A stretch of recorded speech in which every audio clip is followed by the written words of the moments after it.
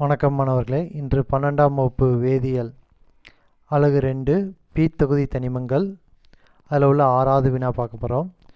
அதாவது CO மற்றும் CO2வின் வடிவங்களை எழுதுக. சரியா, வரைக. இப்போ CO அப்படிங்கிறது எத்தனை அணுக்கள் இருக்குன்னா, கார்பன் ஒரு அணு இருக்குது, ஆக்சிஜன் ஒரு அணு இருக்குது. இதில் உள்ள இணைதிறன் எலக்ட்ரான்கள் பார்த்தோன்னா கார்பனுக்கு 4, ஆக்சிஜனுக்கு 6. மொத்தம் எத்தனை எலக்ட்ரான்கள் இருக்குது? 8 இருக்குது, 10 இருக்குது. சரியா, இணைதிறன் எலக்ட்ரான்கள் எப்படி கண்டுபிடிக்கணும்னு தெரியுமில்ல.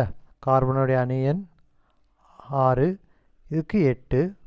முதல் செல்லில் 2 எலக்ட்ரான்கள் இருக்கும், இதுலேயும் முதல் செல்லில் 2 எலக்ட்ரான்கள், கடைசி செல்லில் 4, இங்கே 6 இருக்கும். சரியா, இதை கூட்டினா 10 வருது.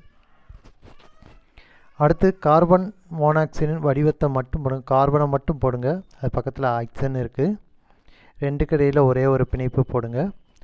ஒரு பிணைப்புங்கிறது 2 எலக்ட்ரான். மொத்தம் எத்தனை எலக்ட்ரான் இருக்குது? 10 எலக்ட்ரான். இப்போ 2 கழிச்சா எத்தனை எலக்ட்ரான் இருக்கும்? 8 எலக்ட்ரான் இருக்கும். இதில் இருக்கிறதுல எலக்ட்ரான் கவர்தன்மை அதிகம் உள்ளது ஆக்சிஜன் தான். அதைத்தான் நம்ம நிரப்பணும்.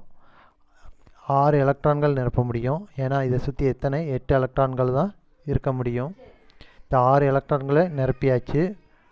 6 கழிச்சா 2. சரியா, இப்போ 2 எலக்ட்ரான்கள் தான் இருக்குது. இந்த 2 எலக்ட்ரான்களை கார்பன் அணு மேலே தான் நம்ம போடணும். சரியா, இப்போ மொத்தம் இந்த எலக்ட்ரான்கள் எல்லாத்தையும் நம்ம பயன்படுத்தியாச்சு. ஆக்சிஜனை சுற்றி 8 எலக்ட்ரான்கள் இருக்குது, ஆனால் கார்பனை சுற்றி எத்தனை? இங்கே 2, இங்கே 2. அப்புறம் எத்தனை எலக்ட்ரானுக்கு? 4 தான் இருக்குது. சரியா, அப்புறம் இதில் உள்ள எலக்ட்ரான்கள் இங்கே வரும். வந்துச்சுன்னா என்ன ஆகும்?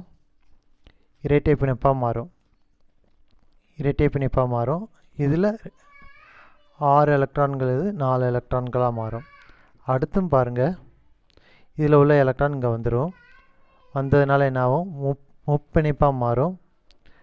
முப்பிணைப்பாக மாறும். ஆனால் கார்பனுக்கு என்ன ஆகும்? 2 எலக்ட்ரான்கள். இதுலேயும் எத்தனை தான் இருக்கும்? 2 எலக்ட்ரான்கள். இதை சுற்றி பாருங்கள். இப்போ கார்பனை சுற்றி 8 எலக்ட்ரான்கள் இருக்குது, ஆக்சிஜனை சுற்றி 8 எலக்ட்ரான்கள் இருக்குது. ஒரு பிணைப்புங்கிறது 2 எலக்ட்ரான். அப்போனா இது ஒரு 6, இது ஒரு 2, 8. சரியா, இப்போ இது எலக்ட்ரானிக் கொடுத்ததுனால இது ப்ளஸ்ன்னு போடுவோம். சரியா, எலக்ட்ரானை இது கொடுத்ததுனால ப்ளஸ்ன்னு போடுவோம். இந்த எலக்ட்ரான்கள் இங்கே வந்திருக்கு, 3 பிணைப்பாக இருக்குது.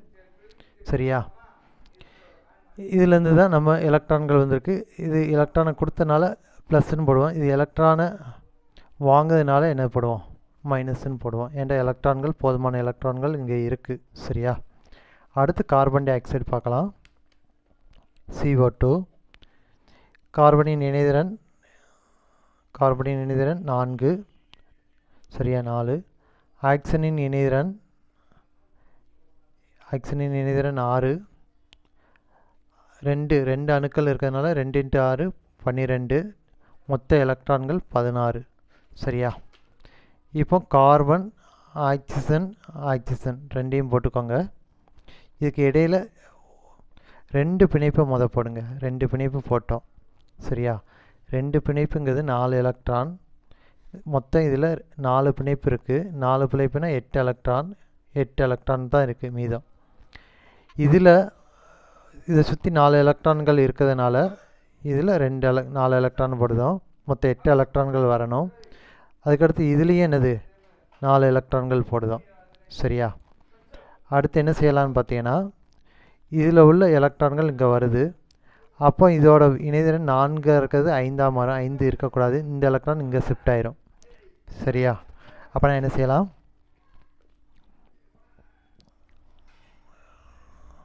முப்பிணைப்பு போட்டுருவோம். இங்கே இது ஷிஃப்ட் ஆகுது. இங்கே 6 எலக்ட்ரான்களை போட்டுருங்க. சரியா, அடுத்து இதே ஸ்டெப்பு தான். அடுத்ததில் பாருங்கள், இதில் 2 எலக்ட்ரான்கள் தான் இருக்கும். இது கொடுத்ததுனால இது என்ன ஆயிரும்? ப்ளஸ்ஸு.